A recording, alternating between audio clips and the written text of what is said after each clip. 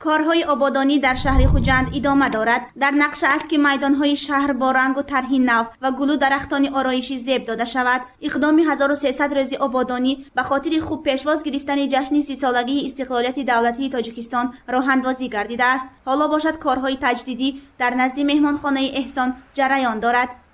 کوچه ها رنگوبار کرده می شود و تعمیر کرده می شود، به ترتیب درآورده می شود. میدان های گل درختان همش عوض کرده می شود. خصوصا میدان مهمانخانه احسان تماما کلا نو شده. در اینجا درخت های نادر، گل لاله با طوری زمانوی و دیزاینی حاضره پر کرده می شود. ما برای آب تامین نمودن آب تمام قبرها را نو کرده، وایهای نو، آب پاشک های نو شنانده شد. روزهای نزدیک هنگام دسترس شدن تخمی لاله، کارهای شناندن لاله آغاز می یابد.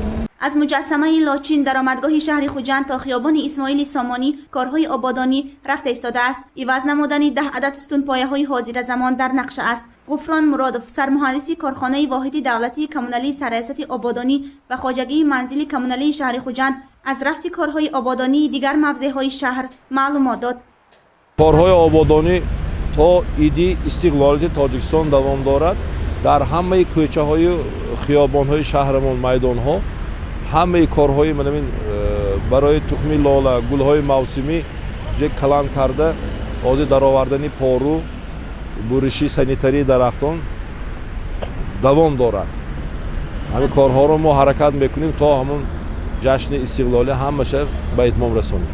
طبق معلومات متخصصان کارخانه آبادانی تا فرارسی جشن نوروز، حسن شهر خوجند میدانهای مرکزی و کوچه‌های آن با طرح و آرایشات زمانوی رنگی دیگر میگیرد. به خاطر پره عملی نمودن نقشه 1300 روز آبادانی تا جشن استقلالیت دولتی جمهوری تاجیکستان، سرایست آبادانی و کارخانه‌های زیرتابه آن کوشش دارند تا حسن شهر را زیبا گردانند. گزارشی سومن حمید و مفتونه شکور و نسیم رحیمов برای برنامه اطلاعاتی خبر.